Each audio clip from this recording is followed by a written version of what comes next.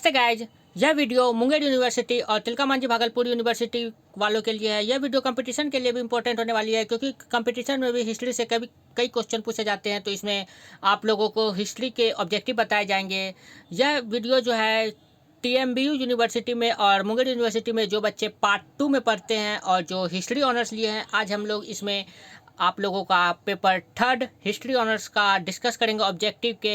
यह वीडियो मुख्य रूप से मुंगेर यूनिवर्सिटी वालों के लिए बनाई गई है। आप लोगों को पता ही है कि मुंगेर यूनिवर्सिटी में ऑब्जेक्टिव बेस्ड एग्जाम होगी, तो उसी में हम लोग इसमें नेक्स्ट लेक्चर का लेके आए हैं। इससे पहले हम लोगों ने कई लेक्चर को करवा दिया है, तो आप लोग पिछले वीडियो में जाके देख सकते हैं। पिछले वीडियो में हम लोगों ने कुल 150 क्वेश्चन तक आप लोगों को करवाया था, आप लोगों ने देखा था। अब हम लोग 151 क्वेश्चन से लेकर 200 क्वेश्चन तक कुल इसमें डिस्कस करेंगे। तो अब यह वीडियो पार्ट 2 में जो पढ़ते हैं मुंगेर यूनिवर्सिटी या तिलका मांझी भागलपुर यूनिवर्सिटी में, और जो लोग हिस्ट्री ऑनर्स लिए हैं और जिनका पेपर 3 है, पेपर 3 इसमें डिस्कस करेंगे। और पेपर अपलोड आप लोगों को कर दिया गया है, और सब्जेक्ट का भी और सेशन का भी प्लेलिस्ट में आप जाके चेक कर सकते हैं। मुंगेर यूनिवर्सिटी का बना दिया गया एक अलग प्लेलिस्ट क्वेश्चन पेपर का, तो आप लोग उसमें जाके चेक कर सकते हैं। तो ये आप लोगों का लेक्चर जो है आप लोगों का आगे है, तो इसमें देखते हैं। यह आप लोगों का लेक्चर 6 है। तो चलिए वीडियो शुरू करते हैं।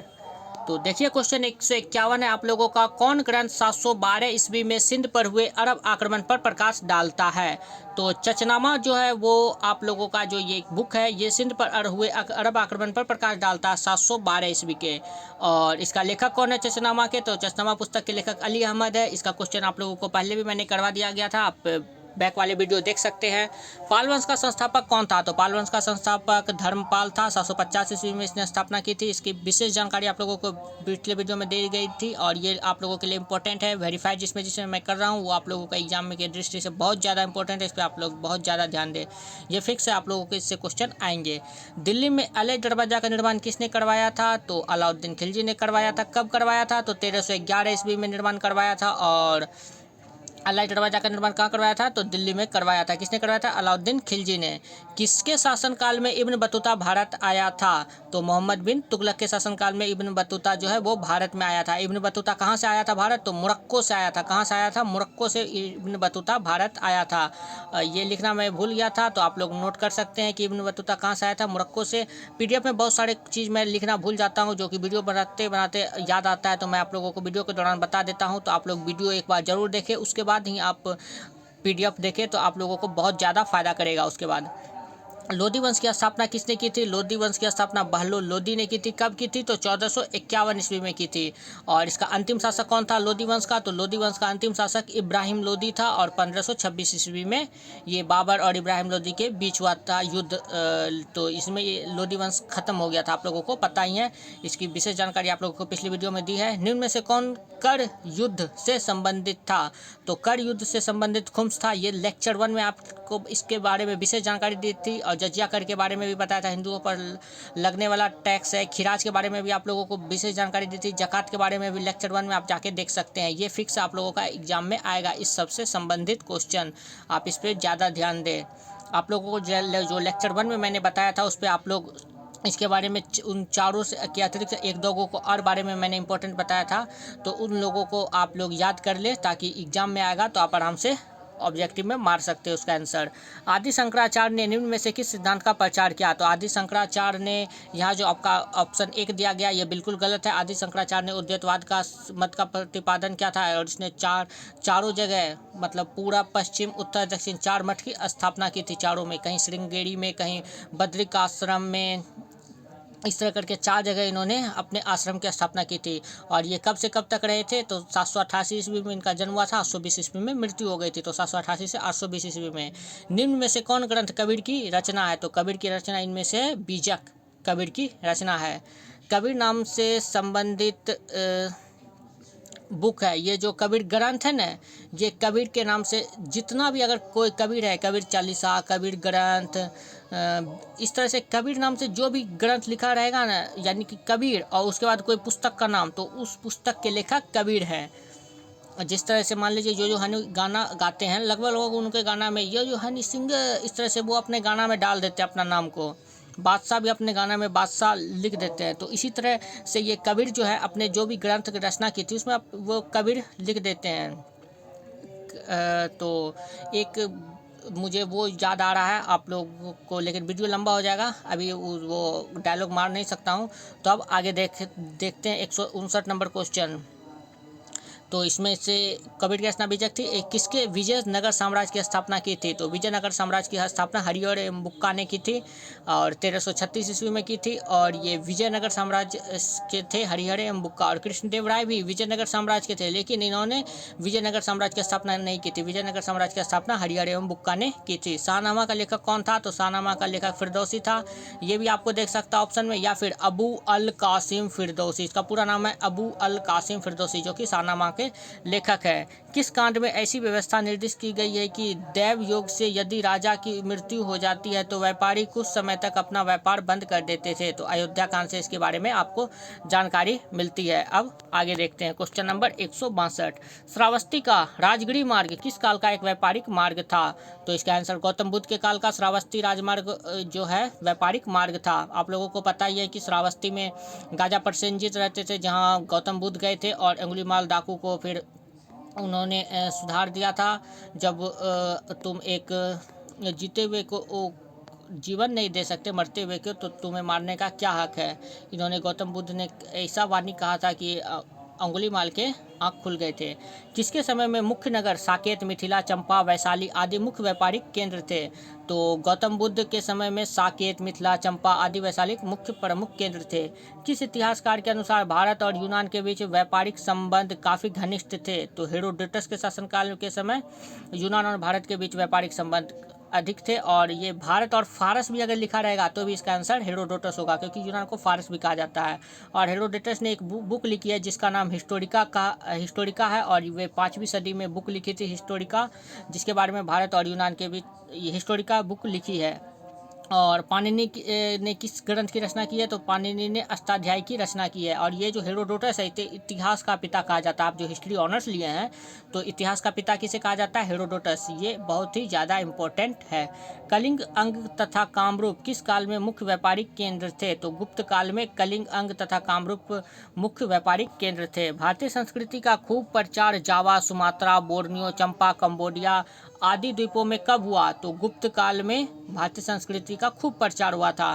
किस काल में आर्थिक क्षेत्र में उद्योग धंधों की स्थापना हो चुकी थी? तो प्रागैतिहासिक काल में आर्थिक क्षेत्र में उद्योग धंधों की स्थापना हो चुकी थी। आप लोगों को बैकग्राउंड म्यूजिक में दुर्गा जी का पाठ होता हुआ सुनाई हल्का हल्का पड़ रहा होगा। तो आप लोगों को पता ही है कि अभी दुर्गा पूजा का सीज़न है, तो इसलिए बहुत सारे वीडियो बनाने में भी प्रॉब्लम होती है, साउंड अचानक से बच जाता है। तो इसलिए जो है आप लोगों को अभी बहुत सारे वीडियो प्रोवाइड नहीं किए जा रहे हैं दुर्गा पूजा के चलते। तो अब आप लोग कमेंट करते हैं कि ये वीडियो सर डालिए, ये वीडियो डालिए, तो इसी कारण से डाल नहीं पा रहे हैं। ताकि जब डालते हैं तो उस समय जिस समय बनाने का मन रहता है उस समय बाजा बज जाता है, और जिस समय मन नहीं रहता है तो उस समय शांत रहता है। किस काल में आर्थिक क्षेत्र में उद्योग धंधों की स्थापना हो चुकी थी? तो प्रागैतिहासिक काल में। और प्रागैतिहासिक काल का मतलब होता है कि वैसा काल जिसके बारे में कोई लिखित साक्ष्य उपलब्ध नहीं है।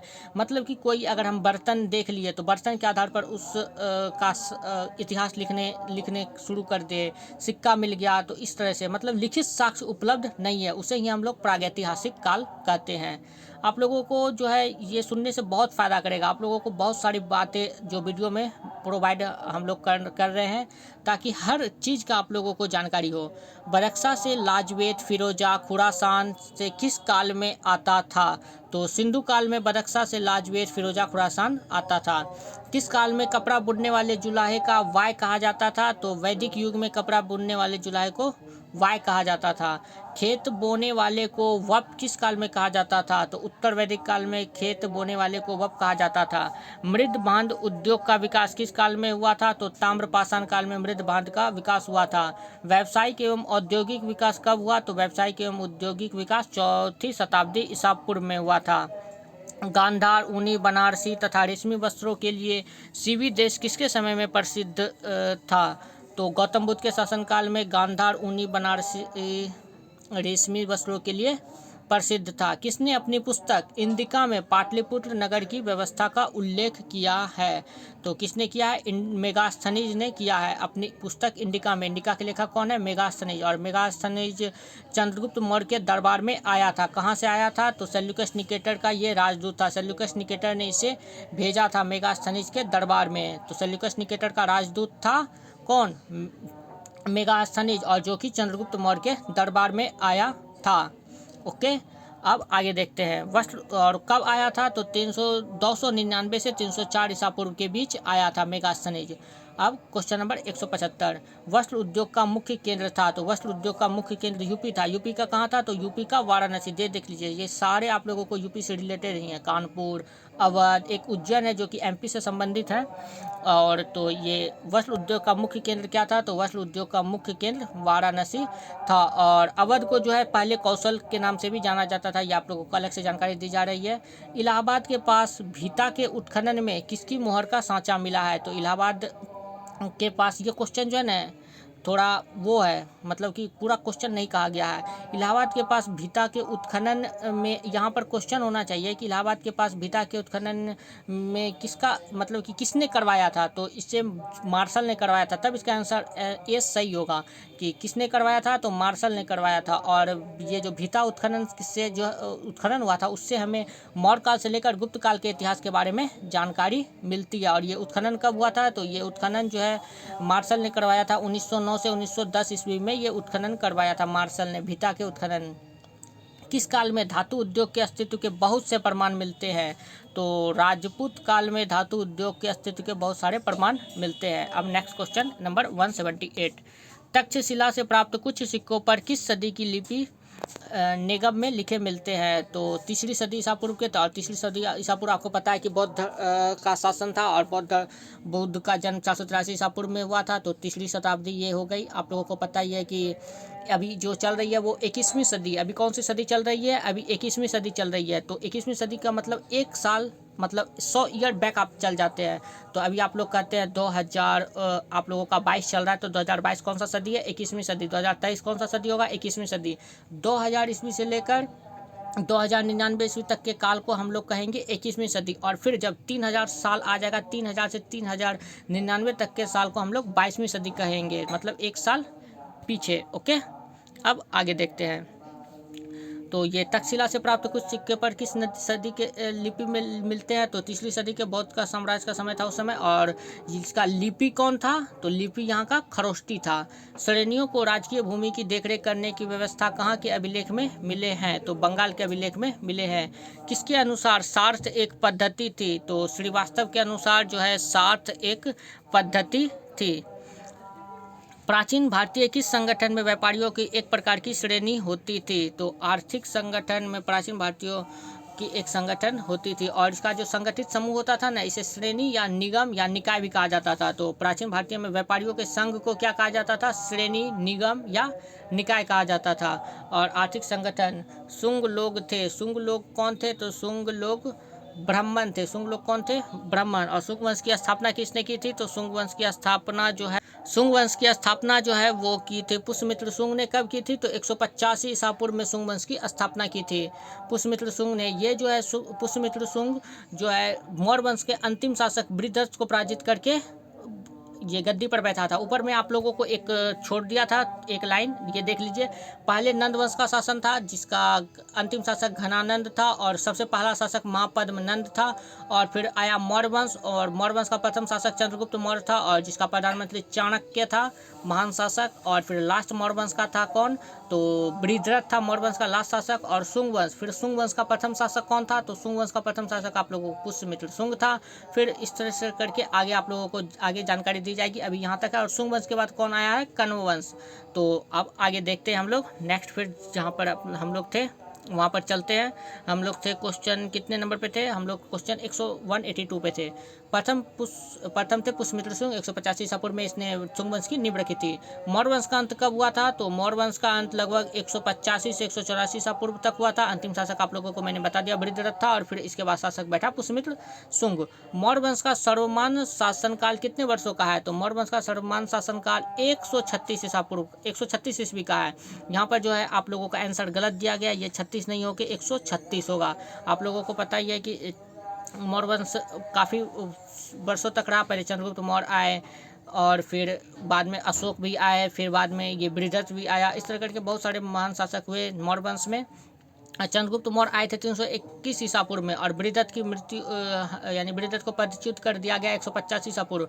इन दोनों का अंतर करके ही आप लोगों को हो जाता है 136। आप लोग देख सकते हैं, तो 36 साल कहाँ से होगा, तो ये 136 साल तक रहे थे। और मैक्सिमम बुक में जो दिया गया है मौर्य वंश का सर्वमान्य शासनकाल, उसका आंसर 137 है। और गूगल में भी आप लोगों का मौर्य वंश का सर्वमान्य शासनकाल 137 दिया गया है। तो अगर 137 रहा तो 137 आप मार दिए, अगर नहीं है तो आप लोग 136 मारेंगे, लेकिन यहाँ तो ऑप्शन ही गलत दिया गया था। तो अब आगे देखते हैं, किसका विचार था कि पुष्यमित्र ने दूसरा अश्वमेध यज्ञ कलिंग राजा खारवेल से पराजित होने के बाद किया। तो जायसवाल का यह कहना था कि पुष्यमित्र ने दूसरा अश्वमेध यज्ञ कलिंग राज खारवेल से पराजित होने के बाद किया। राजा देवभूति किस वंश का शासक था, तो राजा देवभूति वो शुंग वंश का अंतिम शासक था। आप लोगों को ऊपर में मैंने नहीं बताया था, आप लोगों को बोला था कि आगे आप लोगों को पता चलेगा। तो देवभूति जो है वो शुंग वंश का अंतिम शासक था। इसके बाद आएगा कण्व वंश। वायुदेव ने किस वंश की स्थापना की, ये आप लोगों का क्वेश्चन गलत है, यहाँ वायुदेव ना होकर वासुदेव होगा। तो वासुदेव ने किस वंश की स्थापना की, तो वासुदेव ने कण्व वंश की स्थापना की। कब की, तो 73 ईसा पूर्व में की। कब की, तो 73 ईसा पूर्व में की। वासुदेव ने शुंग वंश की स्थापना। और शुंग वंश के राजा देवभूति की हत्या कब की गई, तो शुंग वंश के राजा देवभूति की हत्या जो है वो यहाँ पर आंसर बिल्कुल गलत दिया गया है। तो 73 ईसा पूर्व में की गई। और इसके बाद फिर कण्व वंश की नींव रखी गई। शुंग युग के शासन में कौन सी प्रणाली सुसंगठित एवं मजबूत बन गई, तो राजतंत्रात्मक प्रणाली जो है सुसंगठित एवं मजबूत बन गई। प्रवर्षण प्रथम का पिता विद्युशक्ति किस वंश का शासक था, तो वाकाटक वंश का शासक था। और प्रवर्षण प्रथम जो है उसने वाकाटक वंश की नींव रखी थी। तो वाकाटक वंश का स्थापना कब हुआ था, तो वाकाटक वंश का स्थापना जो हुआ था वो 255 ईस्वी में हुआ था।